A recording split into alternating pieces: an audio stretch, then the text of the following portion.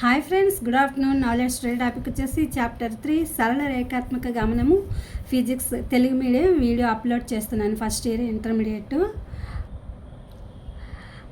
Concept వచ్చేసి మనకి విషయం గురించి తెలుసుకోవాలి. ఫస్ట్ ఆ లెసన్లో ఏముందో, లెసన్ నేమ్ వచ్చేసి సరళ రేఖాత్మక గమనము ఫిజిక్స్ అనమాట. అసలు లెసన్లో ఉన్న కాన్సెప్ట్ ఏంటి అనేది మనకు తెలిస్తే అప్పుడు మనకి ఆ యొక్క లెసన్ అనేది అర్థమవుతుందని నేను ఇవాళ తెలుగు మీడియంలో వీడియో అప్లోడ్ చేస్తున్నాను. ఫ్రెండ్స్, ఇది ఇంటర్మీడియట్ ఫస్ట్ ఇయర్ వాళ్ళకి ఉపయోగపడుతుందని చెప్పి అనుకుంటున్నాను. ఇవి ఎంసెట్లో కూడా ఇవి కొన్ని ముఖ్యమైనటువంటి పాయింట్స్ ఉన్నాయి. డయాగ్రామ్స్తో సహా నేను మీకు ఇక్కడ చూపిస్తున్నాను. Let's start the topic. గమనము అంటే పరిసరాలతో పోల్చినప్పుడు కాలానుగుణంగా వస్తువు స్థానంలో కలిగే మార్పును గమనము అంటారు. అది నిజమే కదా. మనం ఏదైతే వస్తువు ఉందో ఆ స్థానాన్ని మనం పోల్చేటప్పుడు, అంటే సపోజ్ మనం ఒక నడక నడుస్తున్నాము, అప్పుడు అది మనం నడిచే గమనాన్ని బట్టి అందులో మార్పు అనేది వస్తుందన్నమాట. అట్లాంటి ఉదాహరణ అనమాట. గమనము అంటే డెఫినేషన్ అది. తర్వాత వచ్చేసి శుద్ధ గతి శాస్త్రము. గమనానికి కారణాలు ప్రస్తావించకుండా గమనాన్ని వర్ణించే పద్ధతులను వివరించే సరళ రేఖాత్మక గమనము అంటారు. అసలు సరళ రేఖాత్మక గమనం అనేదాన్ని శుద్ధగతిక శాస్త్రము అంటే మనము గమనము అంటే గమనము అంటే అది నడిచేది కావచ్చు, లేదా అంటే అది ఏదైనా పనులు కావచ్చు. వాటి యొక్క కారణాలు అనేవి ప్రస్తావించకుండా దాన్ని ఎలాగైతే మనం వర్ణించే పద్ధతులు ఉన్నాయో, అంటే మనం ఆచరించి చేసే పద్ధతులు ఏవైతే ఉన్నాయో వాటిని వివరించేదాన్ని సరళ రేఖాత్మక గమనము అని చెప్పి అంటారు. స్థానభ్రంశము అంటే ఎస్ అనే దాంతో మనం సూచిస్తాము. ఎస్ అక్షరంతో స్థానభ్రంశము. వస్తువు స్థానంలో మార్పును స్థానభ్రంశము అంటారు. ఇది సదిశ రాశి అనమాట, అనగా దిశ పరిమాణాలు కలిగి ఉంటుంది. ఈ స్థానభ్రంశం అనేది ఇది ఒక రకంగా చెప్పాలంటే స్పీడ్ అని కూడా వస్తూ ఉంటుంది. అంటే ఒక చోటు నుంచి ఇంకో చోటు. ఇది సదిశ రాశి అనమాట. అంటే దీనికి ఎలాంటిది ఉంటుందంటే డైరెక్షన్ ఉంటుంది, దానికి పరిమాణములను కూడా అది కలిగి ఉంటుంది అని చెప్పి చెప్తున్నారు. నెక్స్ట్ పాయింట్ వచ్చేసి పదము పొడవు, పాత్ లెంత్. అంటే వస్తువు ప్రయాణ మార్గం మొత్తం పొడవు, పదం పొడవు అని చెప్పి అంటారు. ఆ వస్తువు ప్రయాణించే యొక్క మార్గాన్ని మొత్తాన్ని కూడా మనము పొడవు అంటే పాత్ లెంత్ అని చెప్పి అంటాము. ఇక్కడ మళ్ళీ ఒకటి గమనించాలి. వస్తువు స్థానభ్రంశపు పరిమాణము దాని పదం పొడవు సమానం కావచ్చు లేదా కాకపోవచ్చు. అంటే ఇప్పుడు ప్రయాణించే మార్గం మొత్తాన్ని పదం పొడవు అని చెప్తున్నాం కదా. అక్కడ మనం గమనించాల్సింది అంటే ఆ యొక్క వడిలో ఆ యొక్క స్థానభ్రంశంలో గనక దాని యొక్క పరిమాణంలో కానీ ఆ యొక్క గమనంలో కానీ అది సమానంగా ఉంటుంది అని చెప్పి మనం అనుకోకూడదు. సమానంగా ఉండొచ్చు, సమానంగా లేకపోవచ్చు. సున్నా అయినప్పటికీ పదం పొడవు సున్నా ఉండదు. అది ఒకవేళ స్థానభ్రంశం నువ్వు ఎటు కదలకుండా అది సున్నా ఉన్నా సరే దాని యొక్క పదం పొడవు అనేది సున్నా కాదు అని చెప్పి చెప్తున్నారు. నెక్స్ట్ వచ్చేసి స్థానభ్రంశ వక్రాలు. వస్తువు స్థానభ్రంశమునకు వై అక్షం మీద కాలము టీని ఎక్స్ అక్షం మీద తీసుకుని గీసిన రేఖాపటాన్ని స్థానభ్రంశాల వక్రము అని చెప్పి అంటారు. అంటే స్థానభ్రంశకాల వక్రము అంటే ఏంటంటే ఒక వస్తువు యొక్క స్థానభ్రంశంను, అంటే ఇది గ్రాఫ్ అన్నమాట. వై అక్షం మీద కాలము, అలాగే స్థానభ్రంశం ఎస్ను ఎక్స్వై అని చెప్పి మనం గ్రాఫ్లో గుర్తుపెడతాం కదా. ఆ వై అక్షము మీద కాలమును టీని ఎక్స్ అక్షం మీద తీసుకుని గీసిన రేఖాపటాన్ని స్థానభ్రంశ కాలవక్రము అంటారు. స్థానభ్రంశ కాలవక్రము అంటే మనం గ్రాఫ్లో చూపిస్తాము, మీరు చూద్దరు కానీ. నిశ్చల స్థితిలో ఉన్న వస్తువు స్థానభ్రంశ కాలవక్రము ఎక్స్ అక్షానికి సమాంతరంగా గల సరళ రేఖ అనమాట.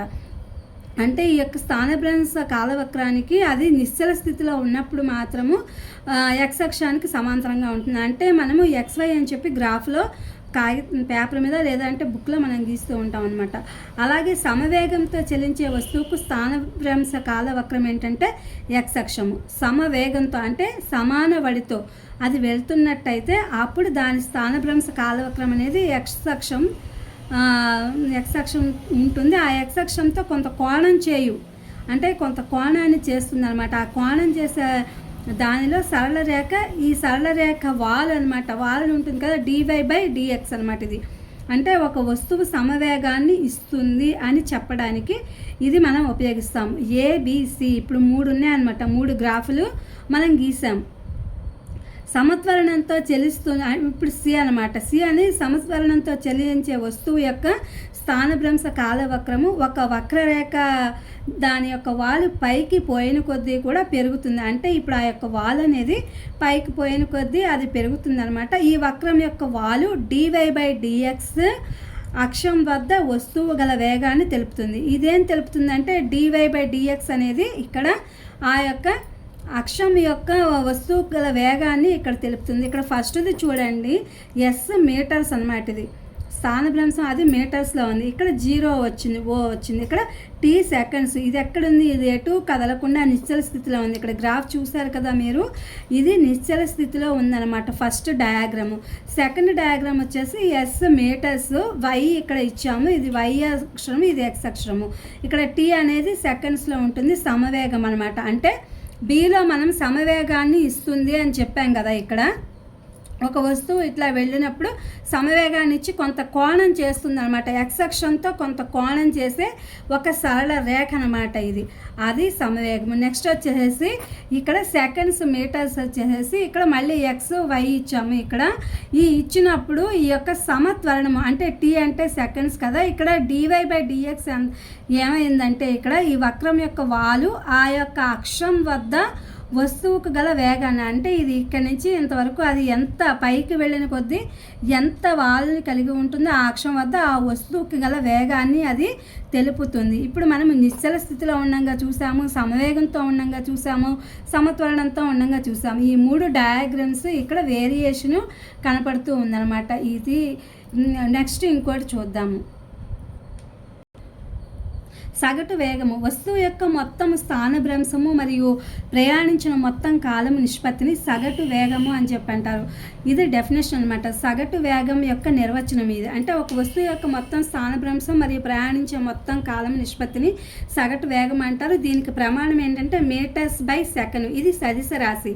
సగటు వేగము v⁻ x2 - x1 /t2 - t1 that is equal to delta x/డెల్టా t అనమాట ఇది.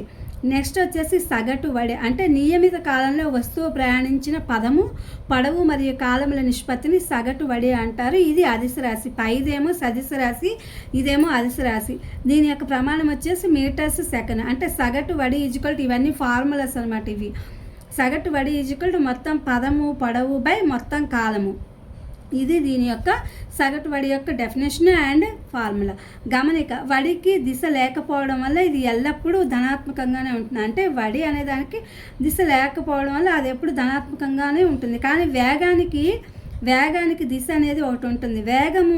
వేగం దిశని బట్టి ధనాత్మకము లేదా రుణాత్మకంగా ఉండవచ్చు. అంటే వేగం అనేది అది నిశ్చల స్థితిలో ఉండదు. మనము నుంచుంటే అలా ఉంటుంది, లేదనుకో ప్రయాణించామనుకో అప్పుడు దాని వేగంలో మార్పు అనేది వస్తుంది. అప్పుడు ఆ యొక్క దిశని బట్టి ఆ యొక్క వేగం వెళ్ళే డైరెక్షన్ని బట్టి మనము ధనాత్మకము లేదా రుణాత్మకంగా దాన్ని ఉండవచ్చు అని చెప్తున్నారు. తత్కాల వేగం అంటే కాల వ్యవధిలో డెల్టా టీ అత్యల్పమైనప్పుడు, అంటే ఆ యొక్క మనం కాలంలో చూపించినప్పుడు ఆ యొక్క డెల్టా టీ అనేది తక్కువగా ఉన్నప్పుడు, అంటే ఆ యొక్క కాలం అనేది తక్కువగా ఉన్నప్పుడు కాల వ్యవధి మరియు వస్తువు స్థానభ్రంశాల నిష్పత్తిని తత్కాల వేగము లేదా తాక్షణిక వేగము అంటారు.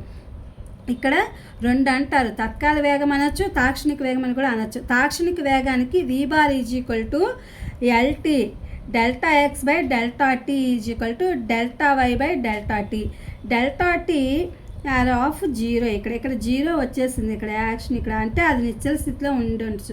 గమనిక, తత్కాల వేగము సగటు వేగానికి సమానం కాకపోవచ్చు లేదా కాకపోవచ్చు. ఇక్కడ కూడా ఆ యొక్క వేగం అనేది ఆ సగటు వేగానికి సమానం కావచ్చు లేదా కాకపోవచ్చు అనమాట. అప్పుడు మనము ఏం చేయాలంటే వేగము, కాలము, వక్రాలు అంటే v - t అనేది ఇది గ్రాఫ్ అనమాట. దీన్ని మనము గ్రాఫ్ పద్ధతిలో చూసాం. వేగము vని y అక్షం మీద, కాలము tని x అక్షం మీద తీసుకున్నప్పుడు ఆ గీసిన రేఖాపటాన్ని వేగకాల వక్రము అంటారు. ఇక్కడ డెఫినేషన్ మనం గ్రాఫ్ గీసినప్పుడు వేగకాల వక్రాలు ఏంటి అంటే వేగకాల వక్రంలో ఉంటాయి. అంటే సమవేగంతో చలించే వస్తువు వేగకాల వక్రము x అక్షానికి సమాంతరంగా సరళ రేఖ.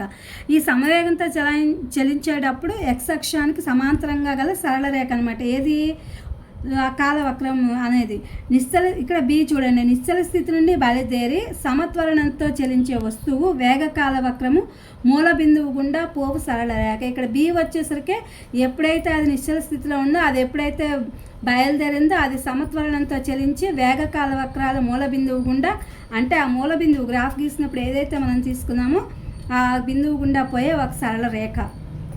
తొలి వేగము v0తో బయలుదేరి, అంటే అక్కడ ఏమీ లేదనమాట. తొలి వేగము మొదటిసారిగా వెళ్ళేటప్పుడు అది సమత్వరణంతో చలించే వస్తువు వేగకాల వక్రం కొంత y అంతరఖండనం కలిగి, అంటే కొంత అంతరఖండనం జరుపుతూ y ఆ యొక్క x అక్షంతో కొంత కోణం చేస్తుంది అనమాట సరళ రేఖ మీద. దీని y అంతరఖండనము తొలి వేగము v0ని ఇస్తుంది. ఇక్కడ మనకి ఈ యొక్క v0 అనేది వస్తుంది అనమాట ఆ యొక్క త్వరణంతో చెలించేటప్పుడు. డి వచ్చేసి వేగకాల వక్రము వాలు వస్తువు సమత్వరణంని ఇస్తుంది. వేగకాల వక్రం ఏం చేస్తుంది, వాలు వస్తువుకి సమత్వరణాన్ని ఇస్తుంది అనమాట. అది ఇక్కడ ఈ వచ్చేసి వేగకాల వక్రము కింద గల వైశాల్యము వస్తువు మొత్తం స్థానభ్రంశం ఎస్సును తెలియజేస్తుంది. ఈ అనేది ఏంటంటే వేగకాల వక్రము కింద పై గల వస్తువు మొత్తం స్థానభ్రంశాన్ని, అంటే అది ఒక కదిలే ఒక మార్గాన్ని తెలియజేస్తుంది. ఎఫ్ వచ్చేసి వేగకాల వక్రాల నుండి గతిశాస్త్ర సమీకరణాలు, అంటే ఈ వేగకాల వక్రాల నుండి గతిశాస్త్ర సమీకరణాలు ఎలా ఉంటాయో చూద్దాము. ఇక్కడ v v0 ప్లస్ ఏటీ, ఇది ఫస్ట్ది. v0 plus AT. Second x v0 t plus half AT square. x vo t plus half AT square. Second. Next v square minus vo square is equal to 2axy. ఇవి ఈ వేగకాల వక్రాల దాని నుండి గతి శాస్త్ర సమీకరణాలు అనేవి. ఇక్కడ అబ్జర్వ్ చేయండి మీరు, ఇక్కడ మనకి కొన్ని ఇవి ఇచ్చాడు కదా, ఇక్కడ వి అనే దానికి మీటర్స్ అని చెప్పి టీ అనే దానికి సెకండ్స్ అని ఇలా గ్రాఫ్ గీసాము. ఇక్కడ వచ్చేసరికి చూడండి, ఈ సరళ రేఖ గుండా పోతుంది, ఇది సమత్వరణంతో పోతుంది, ఇదేమో సమవేగంతో పోతుంది, ఇది సమత్వరణంతో పోతుంది. వి మీటర్స్, ఓ సెకండ్స్, టీ సెకండ్స్, సమత్వరణంతో v0 0, అంటే జీరోనే ఉంది ఇక్కడ. మరియు ఇక్కడ dy dx అనమాట. ఇక్కడ కొంత సరళ రేఖ వాళ్ళు కోణం చేస్తూ వెళ్ళిపోతుంది. ఇక్కడ v మీటర్స్, ఇక్కడ కూడా dy dx, ఇక్కడ t సెకండ్స్ అనమాట. అంటే సమత్వరణము OA vo. ఇక్కడ x y అక్షరాలు చేసాం మనం, x అక్షము y అక్షము.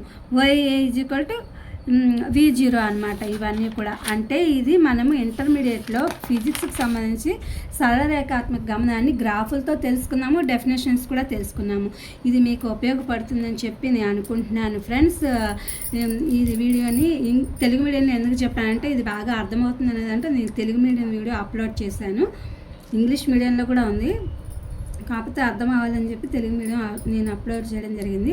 ఇది ఇంటర్మీడియట్ ఫస్ట్ ఇయర్ వాళ్ళకి ఈ యొక్క డెఫినేషన్స్ అనేవి వేగకాల వక్రాల స్థానభ్రంశాల గురించి, అలాగే గ్రాఫ్, ఇవన్నీ కూడా సమవేగము, సమత్వరణము, ఇవన్నీ కూడా తెలుస్తాయని నిశ్చల స్థితిలో ఎలా ఉన్నప్పుడు అని నేను వీడియో అప్లోడ్ చేస్తున్నా. Please my channel like, share, subscribe and comment. Thank you for watching. Thank you for our support.